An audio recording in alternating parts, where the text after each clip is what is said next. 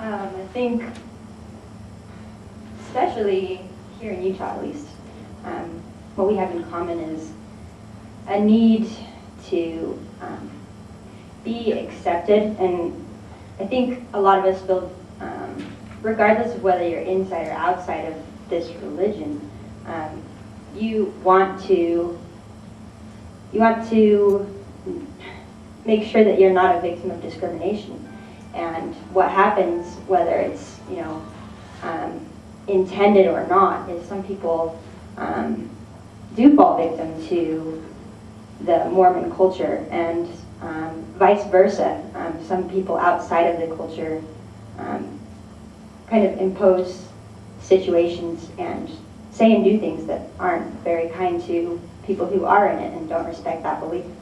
So I think a need for not necessarily agreeing with, but a need for acceptance is so important, because there's so much unintended damage that occurs just over the course of living and going to school. And the other thing I'd say about that is, I think our tendency to want to identify ourselves and make sure our identity is known. I grew up in Idaho, and that was never the case. We never needed to, stipulate exactly what we believed very often or ever. But it seems that in Utah, even around a campfire, like, we have to have several boxes of beer because we need to make the point that we are far removed from any religion. Just my own personal experience. I've been on both sides. But anyway, back to the point. I think we need to identify ourselves. Like, we feel that need here because there is so much unintended damage that occurs because of ignorance and because people are lazy or don't take the time and don't truly invest or care about people around them. And so there's a ton of unintended hurt that's caused here in Utah. And everywhere, really, too. Man, I am a storybook sometimes, I swear. Back in New York, even, when I was on my transition out of Mormonism, even in New York, I felt opposition. So it's not like it's just us Utahns. I met actually some interesting opposition came in the form of scolding. Some people even said, "Didn't your mother raise you better than that?" Or actually the same person then followed up, "Didn't I raise you better than that?" Because she was my Sunday school teacher. Poor thing. Actually, you brought up a lot of interesting points about self-identity and the need for acceptance again. That's actually very important. Even if we don't agree on matters of truth, at least I think we all can at least agree that we all do need, it's true that we need love, as I think we have established over there. In fact, one of my most depressing times was feeling very lonely and feeling that I was kind of a freak, actually, because I didn't believe in Mormonism anymore. I really thought I was alone. And then I mark, this isn't to say that atheism is, the best way to go, but as soon as I found my friends that happened to be in that community, or as soon as anyone found their friends, that was my turning point, my depression. And it was pretty chronic. It wasn't, actually it did get to the point where I actually considered suicide, but my depression absolutely took a 180, it seemed, as soon as I found a community where I found love and acceptance.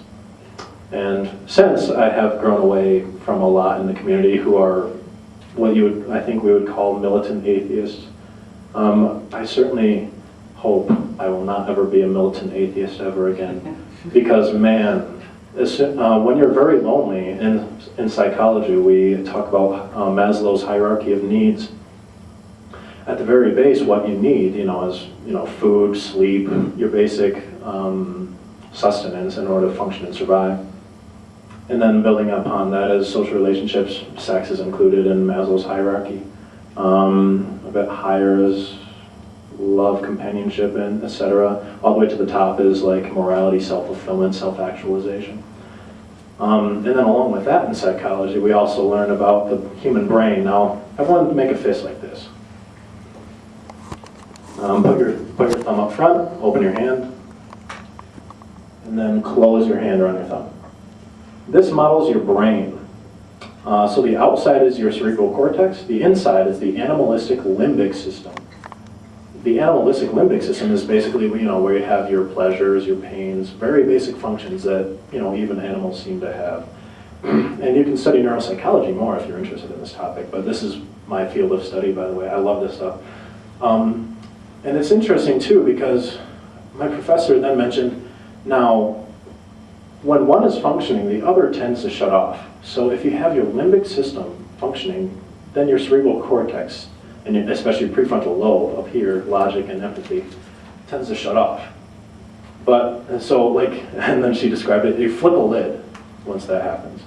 But then when you tend to be in the higher level of thinking, you tend not to be, as, I guess, emotional, so to speak. So I thought that was just pretty interesting.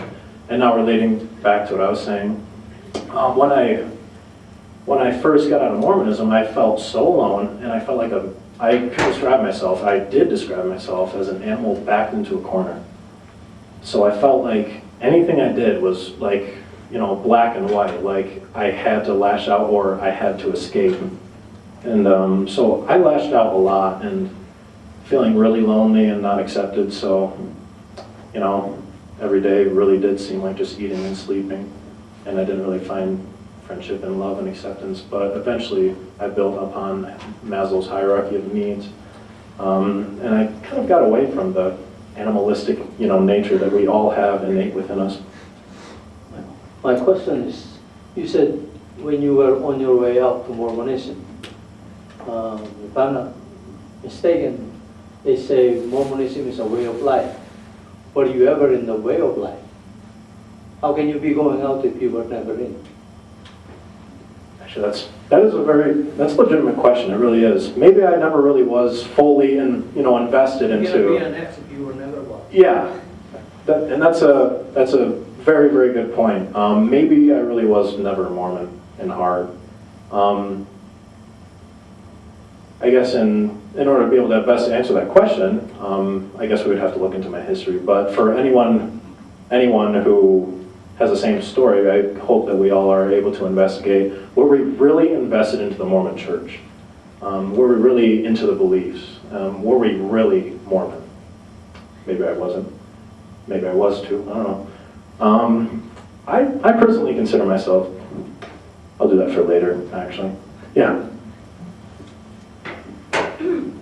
I kind of have a comment on what you were just discussing there. Whether or not we're fully Mormon in heart, I think is a very, deep thought, because, who really is in Mormonism? We are basically Mormon because we were taught to be Mormon, or were, and so that's just kind of the comment I have on that. I mean, when it comes to Mormonism, or, pretty deep faith, structured faiths, or organized faiths, how many really are Mormon in heart. So it's just a comment. Who's next? I saw somebody over here. I guess